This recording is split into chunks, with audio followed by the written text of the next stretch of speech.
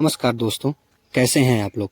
मैं अनुराग शुक्ला अपने YouTube channel travel with Prince पे आप लोगों का स्वागत करता हूं। उत्तराखंड के चमोली डिस्ट्रिक्ट में स्थित बद्रीनाथ जी का मंदिर तो आप लोगों को पता ही होगा। इस बार बद्रीनाथ जी की यात्रा की शुरुआत 27 अप्रैल 2023 से हो रही है। अगर आप भी बद्रीनाथ जी की यात्रा करना चाहते हैं तो आप यह वीडियो पूरा देखिए। इसमें मैं आपको बताऊंगा कि केदारनाथ से बद्रीनाथ कैसे जाएं, तथा मैं इसमें आपको ये भी डिस्क्राइब करूंगा कि अगर आप डायरेक्ट बद्रीनाथ जाना चाहते हैं तो आपको हरिद्वार से डायरेक्ट बद्रीनाथ कैसे जाएंगे। तो इस ट्रिप में मैं आपको बताने वाला हूं कि बद्रीनाथ जाने में कुल खर्च कितना आएगा, वहां पर रहने या खाने की क्या व्यवस्था है, तथा वहां पर आप कहाँ रुकें, कहाँ घूमें। और आप इस वीडियो में बने रहिएगा तो मैं आपको बताऊंगा कि बद्रीनाथ जाने के लिए एक परफेक्ट प्लानिंग कैसे करते हैं। बद्रीनाथ की यात्रा का पूरी तरीके से विस्तार पूर्वक वर्णन करूंगा। अगर आपको ये वीडियो पसंद आए तो आप मेरे चैनल को सब्सक्राइब करें, बेल आइकन को प्रेस करें तथा वीडियो को लाइक करें। बात करते हैं कि आप बद्रीनाथ डायरेक्ट कैसे जा सकते हैं। बद्रीनाथ डायरेक्ट जाने के लिए आप अपने यहाँ से, अपने डिस्ट्रिक्ट से, आपने यहाँ से ट्रेन पकड़ के आप सीधा हरिद्वार आइए। हरिद्वार आते ही आप जो है बाहर निकलेंगे तो वहाँ पर आपको बस निकलने मिल जाएंगी। अगर आप बस ऑनलाइन बुक कर लेते हैं तो ज़्यादा ठीक है। अगर ऑनलाइन बुक नहीं करते हैं तो आपको ऑफलाइन भी वहाँ पर जाके बहुत सारे स्टॉल हैं, वहाँ पे आपको मिल जाएंगी टिकट्स, और डायरेक्ट भी बस कंडक्टर के पास से आप टिकट ले सकते हैं।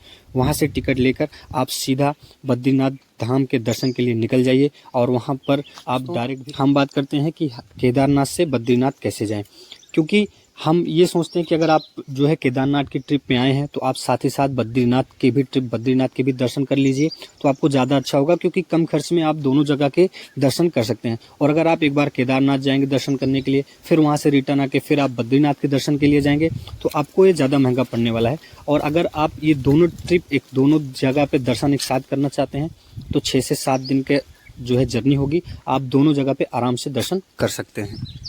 दोस्तों, हम केदारनाथ कैसे जाएं इसका वीडियो आपको डिस्क्रिप्शन बॉक्स में मिल जाएगा। आप लोग केदारनाथ जी के दर्शन के बाद वहां से नीचे आएंगे। नीचे आते वक्त आपको शाम भी हो सकता है। अगर आपको ज़्यादा जो है शाम हो गई है, ज़्यादा रात हो गई है, तो आप गौरी कुंड में भी स्टे कर सकते हैं। और अगर आपको ज़्यादा टाइम नहीं हुआ है, कम टाइम में ही आप नीचे आ गए हैं, लमसम 7:30 से 8 के बीच, तो आप जाकर सोनप्रयाग में स्टे करिए। क्योंकि अगर आप सोनप्रयाग में स्टे करते हैं तो आपको सुबह वहां से बस जल्दी मिल जाएंगी। अगर आप गौरीकुंड में जब स्टे करते हैं तो आपको सुबह पहले टैक्सी के लिए लाइन लगानी पड़ेगी, फिर वहां से आप नीचे जाएंगे सोनप्रयाग। तब तक बस के लिए लेट हो जाता है तो बहुत से लोग बस बुक कर लेते हैं और जल्दी निकल जाते हैं। फ्रेंड्स, अगर आप लोग सोनप्रयाग में रुकते हैं तो आपको वहाँ पर रूम्स भी अवेलेबल मिल जाएंगे और वहाँ पर आपको डोरमेट्री भी अवेलेबल मिल जाएगी। अगर रूम आप लेते हैं, रूम परचेज करते हैं, तो आपको रूम 1500 से 2000 के करीब पड़ने वाला है।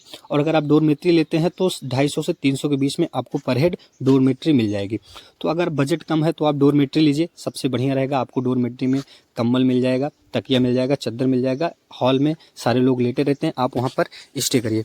और सुबह सोनप्रयाग से 5:30 बजे पहली बस निकलती है बद्रीनाथ के लिए। आप अगर जल्दी उठते हैं तो आप उसको ले लीजिए। अगर आप जल्दी नहीं उठ पाते हैं उसके बाद भी बहुत सारी बसेस जाती हैं। आप 6 बजे, 6:30 बजे, जो भी टाइम आपके लिए सूटेबल हो आप अपने हिसाब से उस टाइम निकलिए तो ज़्यादा अच्छा होगा। अगर आप सुबह जल्दी निकलते हैं तो आप जो है बद्रीनाथ जल्दी पहुंच जाएंगे और वहां पर शाम का भी दर्शन कर लेंगे, क्योंकि 8:30 बजे के करीब वहां पर कपाट बंद हो जाते हैं, उसके बाद दर्शन नहीं होता है। तो अगर इससे पहले आप पहुंचते हैं तो आपको दर्शन मिलेगा, अन्यथा आपको सुबह दर्शन मिलेगा। आप सुबह जाके दर्शन कीजिएगा। सोनप्रयाग में आप सुबह उठिए तो सोनप्रयाग बस स्टैंड से आप बस ले सकते हैं बद्रीनाथ के लिए, जो कि 450 से 500 रुपये किराया होता है। अगर आप ऑनलाइन बुक करते हैं तो भी उतना ही किराया पड़ेगा, ऑफलाइन बुक करते हैं तो भी सेम ही किराया पड़ेगा। अगर आप ऑफलाइन बुक करते हैं तो आप डायरेक्ट जाकर वहाँ पे कंडक्टर के पास से बात करके टिकट ले सकते हैं। और एक चीज़ का ध्यान रहे कि जल्दी के चक्कर में आप ऐसी बस पे ना बैठिए जिसमें आपको बैठने की सुविधा ना हो, क्योंकि 8 घंटे का रास्ता है और आपको बहुत सी प्रॉब्लम का सामना करना पड़ सकता है। केदारनाथ से बद्रीनाथ की जर्नी 7 से 8 घंटे की होने वाली है, जिसमें आपको बहुत ही अच्छा आनंद मिलेगा। आपको वहाँ पे पहाड़ देखने को मिलेंगे, बगल से नदियाँ देखने को मिलेंगी और आपको ग्लेशियर भी देखने को मिलते हैं। और एक बात और है कि केदारनाथ से बद्रीनाथ के जब आप जाएंगे तो बद्रीनाथ पहुंचने के लिए आपको बस सीधा ऊपर तक लेके जाती है, आपको वहां पर चढ़ाई नहीं चढ़नी होती है, जिसकी वजह से ये एक जो है रिलैक्स होता है। जो चढ़ नहीं सकते हैं, जो पैदल नहीं चल सकते हैं, कि 1 किलोमीटर पहले ही बस आपको छोड़ देगी वहाँ पर। उसके बाद आप वहाँ से 1 किलोमीटर की जर्नी होती है, आप पैदल चल के जो है बद्रीनाथ। शाम को 8:30 बजे से पहले बद्री विशाल पहुँच जाते हैं तो आप वहाँ पर रूम ढूंढिए। आपको वहाँ पर रूम मिल जाएंगे 1500 से 2000 के करीब में आपको वहाँ पर रूम्स अवेलेबल मिल जाएंगे, जहाँ पर आप रूम लीजिए और अपने सामान को वहाँ पर रखिए और बद्री विशाल जी के दर्शन के लिए शाम को निकल जाइए। और आप वहाँ पर जाएंगे, तप्त कुंड है, तप्त कुंड में स्नान कीजिए। स्नान करने के बाद 8:30 बजे के पहले पहले आप बद्री विशाल जी के शाम का दर्शन कर लीजिए। वहाँ पर शाम को दर्शन करने के बाद आप बाहर आइए। बद्री विशाल जी के जब इतनी जर्नी करने के बाद आप वहाँ पहुँचे रहेंगे, जब बद्री विशाल के गुफा में घुसेंगे तो आप वहाँ पर सारे अपने दुख दर्द को भूल जाएंगे और सिर्फ बद्री विशाल में आप लीन हो जाएंगे। बद्री विशाल का जब शाम का दर्शन कर लेंगे, आप बाहर आएंगे मंदिर से, तो बाहर आप वहाँ पर अपने गैजेट्स से फ़ोटोज़ ले सकते हैं, फ़ोटोज़ क्लिक कर सकते हैं और अपनी फ़ोटोज़ भी क्लिक करवा सकते हैं, वहाँ पर कैमरे वाले रहते हैं।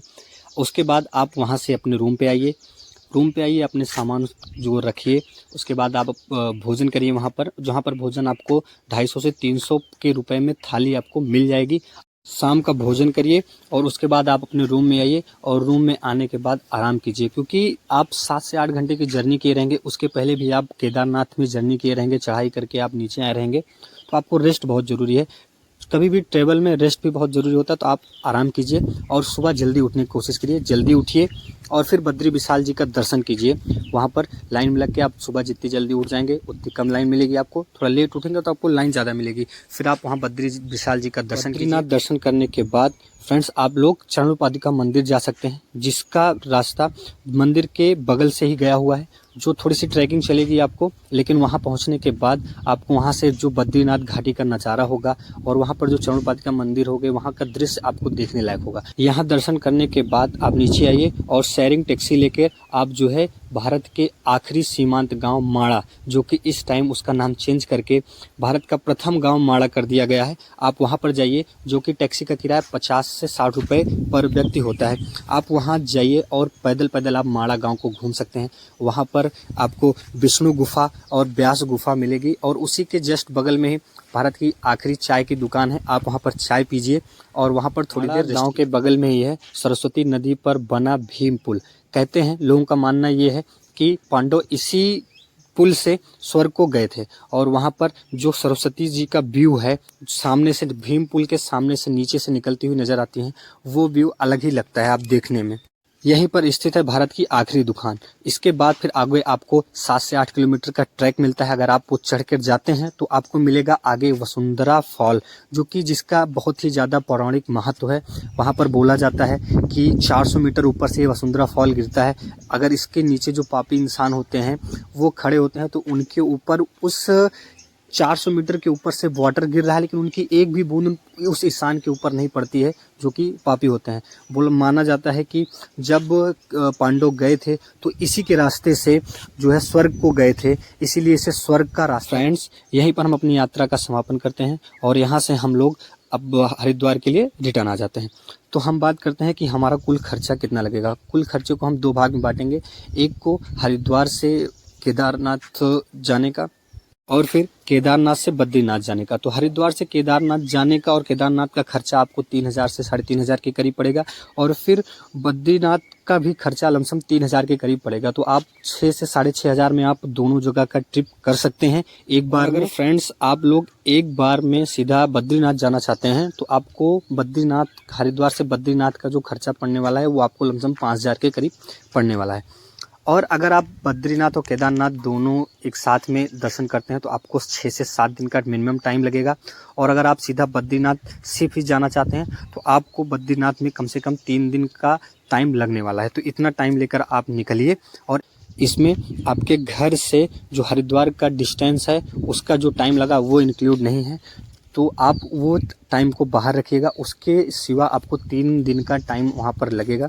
और अगर उसके सिवा आप दोनों जगह दर्शन करते हैं तो आपको 6 से 7 दिन का टाइम लगेगा। अपने हिसाब से आप लोग अपने टाइम को मैनेज करके निकलिएगा ताकि आप आसानी से दर्शन कर सकें और आराम से घर वापस जा सकें। तो बोलिए जय श्री बद्री विशाल।